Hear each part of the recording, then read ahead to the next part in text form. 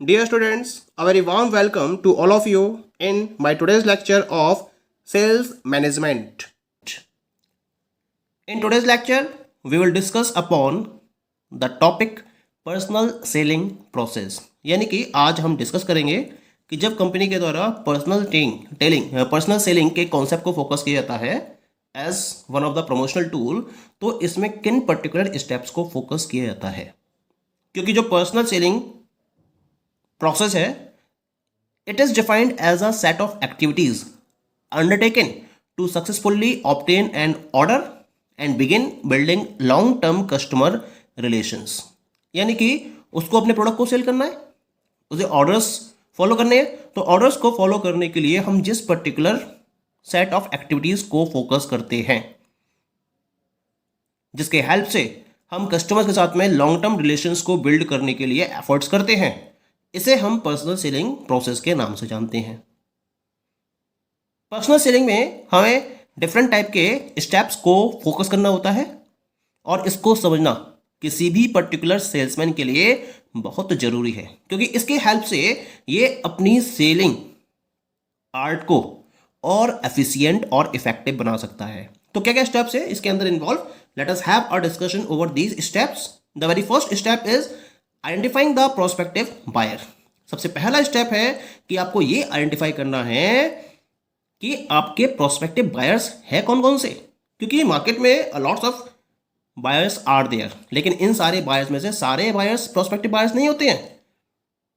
तो जो आपके पोटेंशियल कस्टमर्स हैं, इनको आइडेंटिफाई करना, this is the very first stage of the sales personal selling process. जितने भी प्रोस्पेक्ट्स आप आइडेंटिफाई करते हो, इनको आप एक्चुअल कस्टमर्स में कन्वर्ट नहीं कर सकते हो। इसी वजह से राइट प्रोस्पेक्ट को आइडेंटिफाई करना ये बहुत जरूरी है, जिससे कि आप फ्यूचर में अपनी सेलिंग प्रोसेस को आगे बढ़ा सको। तो फ्यूचर में सेल इफेक्टिव करने के लिए आपको राइट टाइप ऑफ कस्टमर को आइडेंटिफाई करना बहुत ज़्यादा जरूरी है। ठीक है। अब मार्केटर्स क्या होता है, मार्केटर्स के पास डिफरेंट सोर्सेज होते हैं जहां से प्रोस्पेक्टिव कस्टमर्स को आइडेंटिफाई किया जा सकता है। क्या क्या है ये सोर्सेज, जैसे जो मार्केटर्स हैं वो अपने प्रोस्पेक्टिव कस्टमर्स को सर्च करने के लिए टेलीफोन डायरेक्टरीज का यूज़ करते हैं, वेबसाइट्स का यूज़ करते हैं, और भी कॉन्टैक्ट्स होते हैं जिनको मेल और टेलीफोन के बेसिस पर आइडेंटिफाई किया जाता है। यहाँ से पूरी एक प्रोस्पेक्टिव कस्टमर्स की लिस्ट प्रिपेयर की जाती है। ठीक है। इसके साथ साथ और भी बहुत सारे एफर्ट्स हैं जो मार्केटर्स के द्वारा फोकस किए जाते हैं। जैसे जो मार्केटर्स हैं वो ट्रेड शोज और एग्जीबिशंस में अपने बूथ एस्टेब्लिश करते हैं, और इन बूथ में जो इनके एम्प्लॉयज होते हैं कंपनी के, वो कस्टमर्स के रिगार्डिंग डेटा को कलेक्ट करते हैं। जो भी एग्जिस्टिंग कस्टमर्स हैं उनसे भी प्रोस्पेक्टिव कस्टमर्स के नेम्स को फाइंड आउट किया जा सकता है। यह भी इनके लिए एक अच्छा सोर्स होता है। इसके साथ साथ ये रेफरल सोर्सेज, जो रेफरल सोर्सेज हैं, इनका भी यूज कर सकते हैं। जैसे ये अपने डीलर्स से कह सकते हैं कि भाई आप भी अपने एक प्रोस्पेक्टिव कस्टमर्स की लिस्ट तैयार करिए। सप्लायर्स से कह सकते हैं, जो भी इनके सेल्स रिप्रेजेंटेटिव्स हैं मार्केट में, उनसे भी कह सकते हैं कि ये प्रोस्पेक्टिव कस्टमर्स की एक लिस्ट तैयार करें। जो भी इनके एग्जीक्यूटिव्स हैं, बैंकर्स हैं, इन सबका हेल्प लेते हुए भी ये जो मार्केटर्स हैं वो अपने प्रोस्पेक्टिव कस्टमर्स की एक लिस्ट को प्रिपेयर कर सकते हैं। तो इस तरह से जो प्रोस्पेक्टिव बायर्स हैं उनको प्रॉपर्ली इस स्टेज में आइडेंटिफाई कर लिया जाता है। ठीक है। अब होता क्या है कि जब सेल्स पर्सन्स के द्वारा प्रोस्पेक्टिव कस्टमर्स को आइडेंटिफाई कर लिया जाता है, तो इन प्रोस्पेक्टिव कस्टमर्स में से जो हाईली प्रोस्पेक्टिव कस्टमर्स हैं उनको क्वालिफाई किया जाता है। और क्वालिफिकेशन करने का तरीका क्या होता है, financial ability, needs, taste and preference को ध्यान में रखा जाता है, और उन पर्टिकुलर लिस्ट में से जो आपके हाईली प्रोस्पेक्टिव कस्टमर्स होते हैं उनको फाइनलाइज कर लिया जाता है। तो इस तरह से आप अपने प्रोस्पेक्टिव कस्टमर्स को फाइनली लिस्ट आउट कर लेते हो। लिस्ट आउट कर लिया, then you are moving to the second stage, and this stage is the pre approach. The next step is to prospecting and qualifying is pre approach. जो आपके prospecting and qualifying customers हैं उनको pre approach की जाती है। Pre approach का मतलब क्या होता है, इस स्टेज में जो सेल्स पर्सन है वो ये डिसाइड करता है कि वो अपने प्रोस्पेक्टिव कस्टमर को अप्रोच किस तरीके से करेगा, क्योंकि कॉन्टैक्ट तो करना ही करना है, उसे अप्रोच तो करनी ही करनी है। तो अप्रोच करने का क्या तरीका रहेगा उसे ये डिसाइड करना होता है इस पर्टिकुलर स्टेज में। अब अप्रोच करने के लिए बहुत सारे तरीके हैं, जैसे पर्सनल विजिट भी कर सकते हो आप, अपने प्रोस्पेक्टिव कस्टमर को एक फ़ोन कॉल भी कर सकते हो, या उसको आप एक लेटर भी साइन कर सकते हो और उससे मीटिंग फिक्स करने के लिए आप रिक्वेस्ट भी कर सकते हो, ठीक है। लेकिन इन सारे मेथड को आप जो सिलेक्ट करोगे वो प्रोस्पेक्टिव कस्टमर की कन्वीनियंस के बेसिस पर फॉलो करोगे। आप ये देखोगे कि आपके प्रोस्पेक्टिव कस्टमर के लिए क्या मेथड कन्वीनियंट रहेगा। इस मेथड को फोकस करते हुए भी आप क्या करते हो, डिफरेंट मेथड्स में से एक पर्टिकुलर मेथड को सिलेक्ट करते हो जिसके बेसिस पर आप अपने प्रोस्पेक्टिव कस्टमर को अप्रोच करने का डिसीजन फाइनलाइज करते हो। Next one is the approach. इस स्टेज में जो सेल्स पर्सन है वो अपने प्रोस्पेक्टिव कस्टमर को अप्रोच करेगा, यानी कि उससे मीटिंग फिक्स करेगा जिससे कि वो कस्टमर को प्रोडक्ट के बारे में डिटेल्ड इंफॉर्मेशन डिस्क्राइब कर सके। मीटिंग फिक्स हो गई उसकी कस्टमर के साथ में, जो प्रोस्पेक्टिव बायर है उसके साथ में, और उस प्रोस्पेक्टिव कस्टमर के साथ में जब मीटिंग फिक्स हो जाती है तो वो उससे मीट आउट करता है। सबसे पहले वो उसको ग्रीटिंग देता है। ग्रीटिंग देने के बाद वो कन्वर्सेशन को स्टार्ट करता है। ग्रीटिंग का मतलब जैसे how are you sir, good morning sir, good afternoon sir, जिस टाइप भी मिलता है वो है ना, तो एक ग्रीटिंग प्रोवाइड करता है, एक रेस्पेक्ट प्रोवाइड करता है अपने प्रोस्पेक्टिव कस्टमर को, और उसके बाद वो अपने कन्वर्सेशन को स्टार्ट कर देता है। और इस कन्वर्सेशन में वो कंप्लीट इंफॉर्मेशन अपने प्रोस्पेक्टिव कस्टमर को प्रोवाइड करता है। लेकिन जब कन्वर्सेशन फॉलो किया जाता है तो ये कन्वर्सेशन की सक्सेसफुल इस बात पर डिपेंड करेगी कि सेल पर्सन का एटीट्यूड क्या है, उसका वे ऑफ स्पीकिंग क्या है और उसकी अपीयरेंस क्या है। तो इन पर्टिकुलर मैटर पर डिपेंड करेगा कि जो सेल प्रोसीडिंग है वो कितना आगे बढ़ेगी या नहीं बढ़ेगी। अप्रोच के बाद नेक्स्ट स्टेप फॉलो किया जाता है इसके अंदर, that is the presentation and demonstration. अब अप्रोच तो हो गई उसकी है ना, अब वो कस्टमर से अपनी मीटिंग उसने स्टार्ट भी कर दी है, कन्वर्सेशन स्टार्ट कर दिया है, और इसी कन्वर्सेशन में वो इस स्टेप को फोकस करता है जिसे हम नाम देते हैं प्रेजेंटेशन एंड डिमॉन्स्ट्रेशन का। क्या मतलब है इस स्टेज में?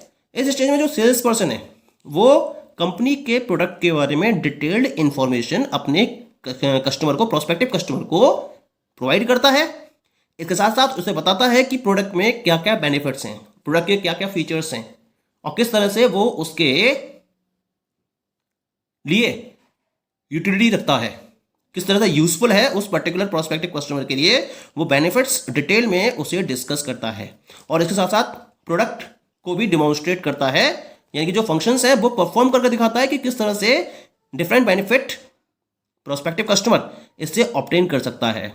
Sales person narrates the features of the product, explains the benefit and the worth of the product in terms of money, यानी कि जितना पैसा वो पे कर रहा है या पे करेगा परचेज करने के बदले में, तो उसके बदले में उसको उस प्रोडक्ट से क्या क्या बेनिफिट्स मिलेंगे, इसको भी प्रॉपरली रिलेट करता है, जिससे कि कस्टमर को लगे कि हाँ जितना पैसा वो खर्च कर रहा है उससे ज़्यादा वैल्यू इसको प्रोडक्ट को परचेज करने के बाद मिल जाएगी। तो this stage is known as the presentation and demonstration. The next step is overcoming objections. After presentation and demonstration, when customers are asked to place order, they are reluctant to buy and raise objection. होता क्या है कि आपने अपनी presentation और demonstration को finalise कर दिया।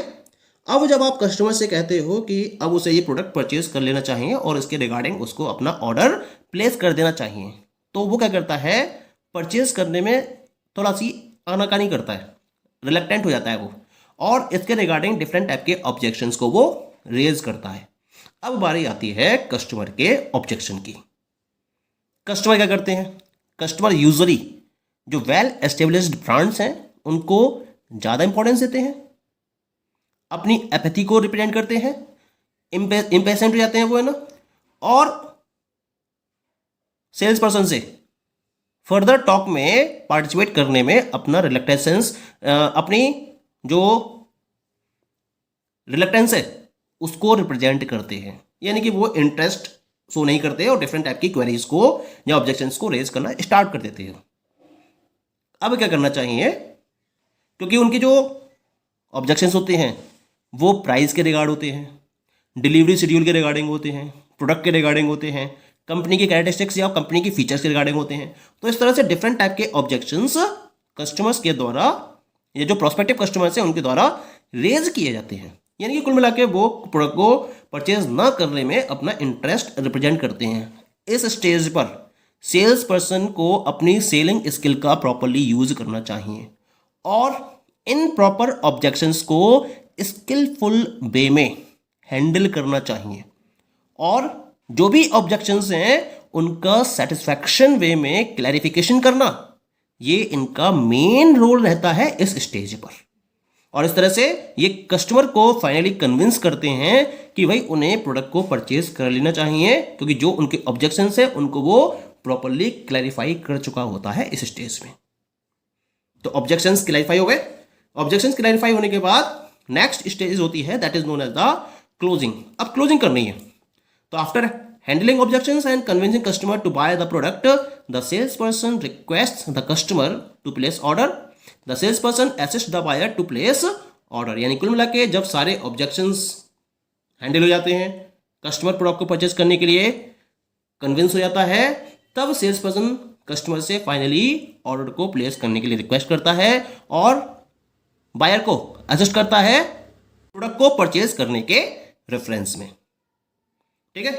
Now the last step is, अब परचेजिंग के लिए ऑर्डर फाइनली प्लेस कर दिया जाता है कस्टमर की तरफ से और लास्ट स्टेप में फॉलो किया जाता है जिसको हम नाम देते हैं फॉलो अप एंड मेंटेनेंस। यानी कि क्लोजिंग हो गई, इसका मतलब जो सेल्स पर्सन है या जो पर्सनल सेलिंग का काम है वो फाइनलाइज नहीं हो जाता है, बल्कि इसको एक स्टेप और फॉलो करना पड़ता है and this step is known as the follow up and maintenance. Immediately after closing the sale the sales person would take some follow up measures. यानी कि जब सेल की क्लोजिंग हो जाती है उसके तुरंत बाद जो सेल्स पर्सन है वो फॉलो अप के कुछ पर्टिकुलर मेजर्स को फोकस करता है। सेल्स पर्सन ये एश्योर करता है कि राइट टाइम पर डिलीवरी फॉलो की जा सके, प्रॉपरली इंस्टॉलेशन हो सके। यानी कि अगर इंस्टॉल मशीनरी है कोई और उसको इंस्टॉल करना है तो उसके प्रॉपरली इंस्टॉलेशन को एश्योर करता है और उसके रिगार्डिंग अगर कोई भी आफ्टर सेल सर्विसेज प्रोवाइड की जानी है तो वो आफ्टर सेल सर्विसेज उसकी तरफ से प्रोवाइड की जाती है, जिससे कि जो उसका फाइनल कस्टमर बना है उसको किसी भी तरीके का कोई भी डिससेटिस्फैक्शन प्रोडक्ट के रिगार्डिंग ना हो। इससे होता क्या है, जो कस्टमर का सेटिस्फैक्शन है वो एंश्योर हो जाता है और जब एक बार कस्टमर सेटिस्फैक्शन एंश्योर हो जाता है तो आपके प्रोडक्ट के रिपीटेड सेल या repeated purchasing of the product के चांसेस बढ़ते चले जाते हैं और इस तरह से वो कस्टमर क्या होता है, आपका लॉयल कस्टमर में कन्वर्ट हो जाता है। Okay, so these all are the steps which are taken regarding the personal selling.